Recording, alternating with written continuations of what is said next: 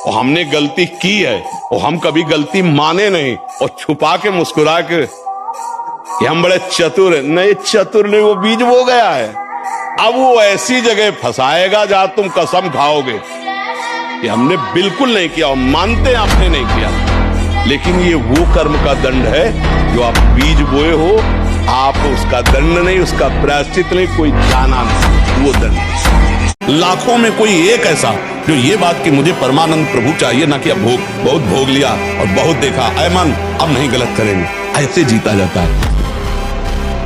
तो धीरे धीरे धीरे धीरे संयोग न बनने पावे, क्रिया न बनने पावे, 100 बार गिरेंगे फिर भी हम चढ़ाई करेंगे।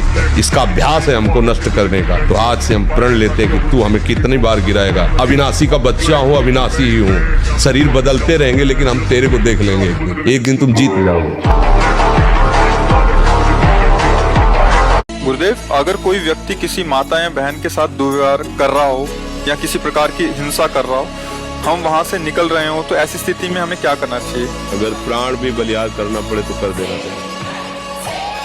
एक बार अपने स्वरूप में आ जाओ, भगवान के अंश हो, एक बार आ जाओ। मरना एक बार है, 100 बार नहीं, ध्यान रखना। 100 बार नहीं मरना है, एक बार मरना है, और वो निश्चित समय है, कोई बिना समय के मार नहीं सकता। ऐसे ब्रह्मचर्य की निष्ठा, उसका ब्रह्मचर्य पर महत्व हुआ। ब्रह्मचर्य निष्ठावान चाहे स्वर्ग लोक की अप्सरा आ जाए, उसके मन में काम भोग की लालसा नहीं पैदा हो सकती। निष्ठा में ताकत है, अन्य नहीं।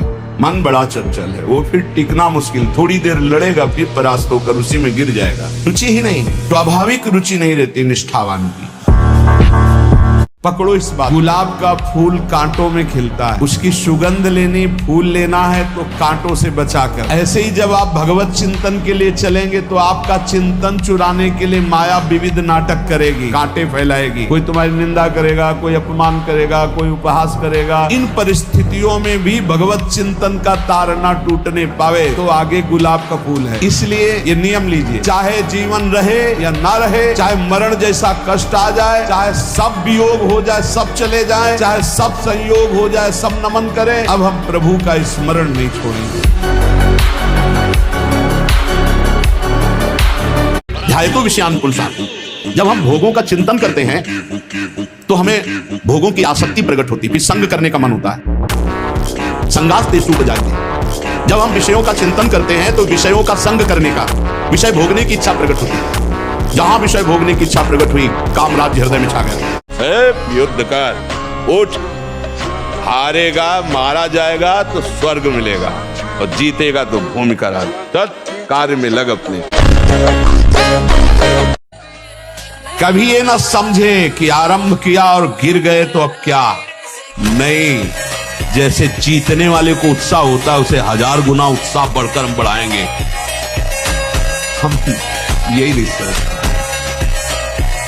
विजय तो हमारे चरण छूए। अरे अविनाशी के मुझसे है, हमने बिल्कुल निराश नहीं होना। एक बार आरंभ में यदि हम गिर गए हैं, चूक हो गई, चढ़ना न हमारा फिसल गया पैर, हमें बिल्कुल पीछे नहीं हटना। जिनको पवित्रता का ज्ञान नहीं, जिनको केवल अर्थ पिशाच हैं, नाना प्रकार की अपवित्रताएं करके तुम्हें भोजन परोसते हो, गरम गरम तुम्हारे सामने आया, तुम अमृत समझ के खा रहे हो, तुम्हारी बुद्धि नहीं खराब हो जाएगी? सबसे पहले सतमार्ग में चलने वाले को इस रसेंद्री को मारना होता है। रसेंद्री, ये जीत गए, सब जीत गए, और इस मार्ग में सबसे ज्यादा इसी को दुलार करने का अवसर मिलता है। क्या तुम हो गए हो? जरा भक्तों के चरित्र पढ़ के देखो, तुम्हें पता चल जाएगा क्या तुम हो गए हो, क्या है तुम में समर्पण। अगर ऐसा मानते मैं कुछ हो गया हूं, तो आप भक्तों के चरित्र पढ़ के देखो और मिलान करो कि आप कौन से भक्त हो, कितनी क्षमता आप में है, आप कितना भजन करते हो, कितना समर्पण भगवान का है, भगवान के प्रति आपका कितना समर्पण है। देखो आप, अभी जब ऊंट बकरियों के बीच में रहता है ना, तो उसको लगता मैं बहुत ऊंचा हूं, लेकिन जब पहाड़ के नीचे आता है तो मैं कुछ नहीं हूं। ब्रह्मचर्य आपके हृदय में कोई गंदी चेष्टा करने की भावना, उस समय कहाँ गया आपका विवेक, विचार, भगवत स्मरण कहाँ गया?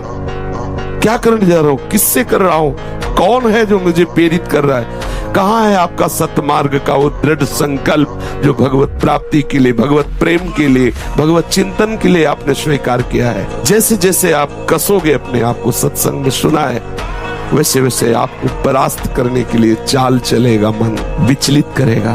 क्यों परेशान हो रहे हो? कुछ नहीं, विवेक के द्वारा समझो।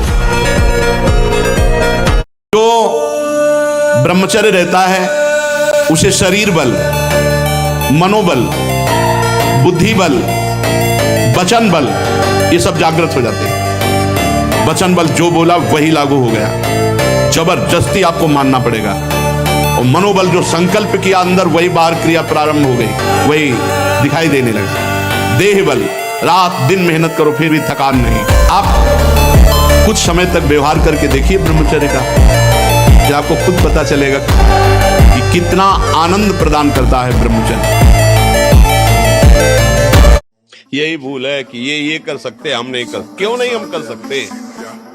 बड़ी सी बड़ी स्थिति जितनी भी बनी, चाहे भागवतिक बनी चाहे लौकिक बनी, हमारे लिए बनी, हम तैयार नहीं करते उसको, हम स्वीकृति नहीं करते। इसीलिए हर देश का नागरिक हर पद पे भारत के बैठ सकता है। ऐसे भगवान का बच्चा हर ऊंचाई पर चढ़ सकता है। थोड़ा आगे बढ़ो, नाम जप करो, धर्म से चलो, रगड़ो, इस शरीर को रगड़ो। हाथ में माला है या कार्टर है, टहल रहे हैं, जब नींद आ रही टहल रहे हैं, सिर्फ 4-5 घंटे शयन के लिए दीजिए। क्या कर पाओगे आगे? यही अवस्थाएं हैं, नवयुवक अवस्था। इसी पर विजय प्राप्त करो, नींद आदि पर, भोजन पर, नींद पर। जानबूझकर 1-2 दिन भोजन छोड़कर भजन पड़े नहीं रहना। कोई जान न पावे कि आप भोजन नहीं किए। पूरी दिनचर्या ज्यों की त्यों होनी चाहिए। जो निराश हो करके रोने लगता है, ये भेड़िए की तरह है और बालक के ऊपर ही इनका प्रहार होता है। वयोवृद्ध या ज्ञान वृद्ध के ऊपर भेड़िए का प्रहार नहीं होता। ये काम क्रोध आदि उन्हीं के ऊपर ज्यादा प्रहार करते हैं जिनको रोना धोना पसंद है। किस बात के लिए? मुझे ये चाहिए, मुझे ऐसा, मुझे रहा नहीं जा रहा, मुझे सा नहीं जा रहा, मेरे से भजन नहीं हो रहा, मेरा मन नहीं। तुम मन हो, तुम तन हो, तुम भोगों के अभाव से ग्रस्त हो? नहीं नहीं, भूल मत करो। तो निराश होकर रोने लगता है, उस पर ये विकार हावी हो जाते हैं। पूज्यपाद सिउड़िया बाबा जी, इसको ब्रह्मचर्य धारण करना है ध्यान देकर शुरू। सबसे पहला कार्य उसकी दिनचर्या में, चाहे बच्चा हो चाहे जवान हो, सूर्य उदय के पहले रात्रि के चौथे प्रहर में ही जाग जाना चाहिए। प्रातः 4 बजे बिल्कुल जग जाना चाहिए। और जो 8-10 बजे तक सोता है वो कोई भी हो ब्रह्मचारी रह नहीं सकता। वो स्वप्न दोष का शिकार होगा, क्योंकि बुद्धि को सत्य प्रकाश की तरफ प्रेरित करने वाले भगवान भुवन भास्कर हैं। वो पधार रहे हो, आप सो रहे हो सैया पे, आपकी आयु, श्री, कीर्ति, बल सब नष्ट होगा। बार बार हमको मन परास्त करता है, बार बार हमसे गलतियां होती हैं, तो अब हमको छोड़ना नहीं। वो छोड़ो कि पहले होता था अब नहीं होता, फिर पकड़ो। हम कह रहे ना पकड़ो। राधा राधा राधा राधा राधा राधा राधा राधा राधा। भगवान पिता की तरह हैं, वो हमारी हजारों गलतियां माफ कर देते हैं। फिर चलो, गिर गए तो फिर खड़े हुए, फिर चलो। रात दिन पशुता का व्यवहार करके मलिन मन के द्वारा शांति प्राप्त करना चाहते हो, आनंद की अनुभूति करना चाहते हो, कैसे हो सकता है? आप जब बीमार हो, आज नहीं, आज तुम्हारी यौवन अवस्था तुम्हें समझ में नहीं आ रहा, लेकिन ये तुम्हारी आदत तुमको कल कहां पहुंचा देगी तुम्हें पता नहीं। जब पहुंच जाओगे तब कोई रास्ता नहीं। कितने ऐसे बच्चे हैं जो इस बात में दुखी है कि मैं क्या करूं, आत्महत्या कर लूं, ऐसे आते, कितने प्रश्न ऐसे आते। जैसे 2 किलोमीटर दौड़ लगाओ, 2-4 लीटर पानी शरीर को, जो पेट साफ रहे, नस नाड़ियों से गर्मी शांत रहे, नहाने के समय उदर में ज्यादा ठंडा पानी ऐसे डाले, कुछ देर प्राणायाम व्यायाम करे, सात्विक आहार करे, गंदी बातें न सुने न देखे। मुझे लगता है ब्रह्मचर्य बच्चा पक्का हो जाएगा। अपने हाथ से अगर ब्रह्मचर्य नष्ट किया जाए तो फिर अभ्यास बन जाता है। निराश मत होना, इतने दिन हो गए अब भी काम आता है। एक दिन वो समय आएगा कि तुम ऐसे छाती ठोक के कहोगे कि किसी की ताकत नहीं कि हिला दे। देखिए, माता पिता को भगवान रूप देखे, ये सब क्यों कहा गया? क्योंकि ज्यादा बाहर दौड़ने की भटकने की जरूरत नहीं। अपने घर में ही भगवत भावना कर लो। पत्नी पति में भगवत भावना कर ले, पति अपनी पत्नी में भगवत भावना कर ले, माता पिता में भगवत भावना कर ले, तो बहुत ज्यादा कुछ करने की जरूरत नहीं। नाम जप करो, धर्म पूर्वक कमाओ, परिवार की सेवा करो, भगवान को प्राप्त हो जाओ। अब वो गए तो क्या होगा? अब वो वस्तु गई तो क्या, पद गया तो क्या होगा? प्रयास किया था, ये पद मिला था, इससे बड़ा पद प्राप्त करूंगा। मैं इससे बड़ा महान बनूंगा। ठीक है, एक बार गिर गया, गलती हो गई, दंड भोगूंगा, फिर इससे ज्यादा संयम में रहूंगा। बिल्कुल, मतलब एकदम बस दिमाग रखना चाहिए। इसलिए नेत्र का ब्रह्मचर्य सबसे पहले शुरू कीजिए। आपको वो चीज नहीं देखनी, वो बात नहीं पढ़नी, वो दृश्य नहीं। श्रीमद् भागवत में वर्णन है, कोई पशु पक्षी भी मैथुन कर रहा हो, अचानक दृष्टि गई तो मानसिक प्रणाम करके दोबारा दृष्टि नहीं जानी चाहिए। ज्यादा नेत्रों को इधर उधर दौड़ाने की जरूरत नहीं है। पहले तो आप रोइए मत, किसी भी पीड़ा में रोइए। रोना है तो प्रभु के प्यार में रोइए, बस। ये आंसू केवल प्रभु के प्यार के लिए नहीं, हर परिस्थिति को सहने के लिए तैयार रहो। भगवान के जन हो, ऐसे छोटी मोटी बात आई रो दिया बच्चों की तरह नहीं। 100 बार गिरेंगे फिर भी हम चढ़ाई करेंगे इस पर। इसका अभ्यास है हमको नष्ट करने का। तो आज से हम प्रण लेते हैं कि तू हमें कितनी बार गिराएगा। अविनाशी का बच्चा हूं, अविनाशी ही हूं। शरीर बदलते रहेंगे लेकिन हम तेरे को देख लेंगे एक दिन तुम जीत जाओगे। जो हस्तमैथुन करेगा उसकी स्मृति शक्ति नष्ट हो जाएगी, याददाश्त, काम करने का मन नहीं होगा, शरीर में एक आलस से भरा रहेगा और एक कुछ दिन। बड़े बड़े वीरों को परास्त करने वाला, बड़े बड़े देशों पर विजय प्राप्त कर लेने वाला, वो विजयी नहीं कहा जाता। विजयी वो है जो विषयों के आकर्षण को, इंद्रियों को, मन को जीत लिया, उसे कहा जाता है विजयी। मामूली सा एक छोटा विषय इंद्री का तुम्हें अधीन करके पतन करवा देता, तुम्हारी दुर्दशा कर देता। तुम अपने को वीर समझते हो, स्वतंत्र समझते हो। अरे तुम ये नहीं समझ रहे कि कितनी बड़ी तुम्हारी गुलामी हो रही इंद्रियों की। वो जैसा चाह रहे वैसा करवा रहे हैं। तुम घोषणा करते हो मैं वीर हूं, मैं उपासक हूं, मैं विजयी हूं, संसार त्यागी हूं। देखो ना, बहुत ध्यान से सुनिए, ये तुम्हारे पुण्यों से नहीं मिला है, ये केवल हरिजू की कृपा से मिला है। और चूक गए तो पता नहीं किस जन्म में इसकी पूर्ति होगी। इसलिए सावधान। तुम्हारी बुद्धि, तुम्हारा मन सबसे बड़े शत्रु हैं और यही सबसे बड़े मित्र हो जाते हैं जब हम इन पर शासन करके सतमार्ग पर चलाते हैं। तो ऐसे ही भगवान मेरा प्रीतम है। सारे नाटक उसी के चल रहे। वो बड़ी भयावह स्थिति लेकर के सामने आ रहा है, बड़ी भयावह परिस्थिति लेके आ रहा है, तो आपको हंसना है। कुछ नहीं, हम डरने वाले नहीं। क्यों नहीं डरने वाले? क्योंकि हर मुसीबत, हर विपत्ति आपसे पास होके आ रही है। आप सारे जगत के स्वामी हो। जब आपने पास कर दिया, मेरा मंगल नहीं हो। तो वही है सोई जो राम। अगर अभी तुम निश्चय कर लो मैं मरा, अब तुमको कोई नहीं मार सकता। सब भयभीत हो जाएंगे तुमसे। केवल एक निश्चय कर लो, आप हमारी जिंदगी की कोई परवाह नहीं। अभी अभी तुम्हारा वो भयंकर रूप आ जाएगा कि जिस गली से निकलोगे लोग अंदर घुस जाएंगे। क्यों? आपने निर्भयता स्वीकार की। स्मरण शक्ति, धारणा शक्ति, उत्साह शक्ति और संकल्प शक्ति और शरीर शक्ति, ये शक्तियां उसके अंदर प्रकाशित होती है जो ब्रह्मचर्य का पोषण करता है। कोई एक बच्चा जब उससे परिचय प्राप्त हुआ तो उसने बताया हमारे 9 गर्ल फ्रेंड हैं। अच्छा, अब जब 9 हैं तो अब उनके भी कई होंगे बॉयफ्रेंड। अब उनके संबंध कैसे हैं अब ये तो हम नहीं जानते ना। मित्र बनाना कोई दोष नहीं है, लेकिन मित्र बन के अपनी सीमा में पवित्र रहना ये बड़ी मुश्किल बात है। क्योंकि बड़े बड़े साधक जो जितेंद्रियता के मार्ग पर चलते हैं उनसे भी चूक होने की संभावना रहती।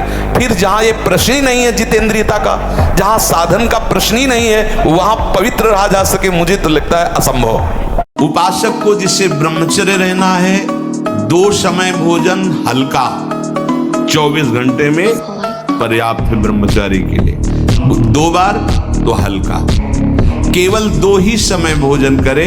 पहला भोजन का समय 10 बजे से लेकर 1 बजे के बीच में, दूसरा संध्या होने के बाद 8 बजे तक, इसके बाद नहीं। इतना दृढ़ निश्चय करना है कि मैं मृत्यु को स्वीकार कर सकता हूं पर गलत आचरण स्वीकार नहीं कर सकता। मृत्यु आवे मुझे मार जाए वो स्वीकार है, लेकिन मैं गलत आचरण नहीं कर सकता, धर्म विरुद्ध नहीं चल सकता। फिर आगे चलकर आप करोगे भी नहीं, पर वो शक्तिपात हो जाएगा, मतलब नष्ट हो जाएगी वीर शक्ति। वो आपको ऐसा लगेगा कि हमने तो कुछ किया ही नहीं, और वो ऐसे हो जाएगा, मतलब नष्ट नाड़ियां। ये हम अनुभव की बात कहते हैं जो हमसे मिले हैं साधक, कि स्नान कर रहे हैं, कोई हमारी क्रिया नहीं, पर ऐसे हम सोने जा रहे हैं पर कुछ क्रिया नहीं, ऐसे छू गया तो ऐसे बिल्कुल शक्तिहीन हो जाता है। तो ये अपना नाश करना। अपना देखो, अब देखो अपना जीवन देखना, 1 साल में आप बदल जाओगे, 1 साल चेहरा बदल जाएगा, जीवन बदल जाएगा। नाम जप करो, आध्यात्मिक शक्ति बढ़ाओ, व्यायाम करो, शुद्ध भोजन करो, शारीरिक शक्ति बढ़ाओ, अभी आप बलवान बन जाओगे। बलवान कौन है? दूसरा गाली दे रहा, आप सह गए, उसे बलवान कहते। उसके थप्पड़ मार दिया, उसे बलवान नहीं कहते। आप में क्षमा है तो आप बलवान है, काम को आप जीत रहे हैं, आप बलवान हैं। जैसे जंगली सिंह के नेत्र हैं, ऐसे ब्रह्मचारी के नेत्र होते हैं। उसके नेत्र में एक पावर होता है, एक दबाव पक्ष होता है। वो जिस पर नेत्र डाले तो एक बार झुक जाए सामने वाले के नेत्र।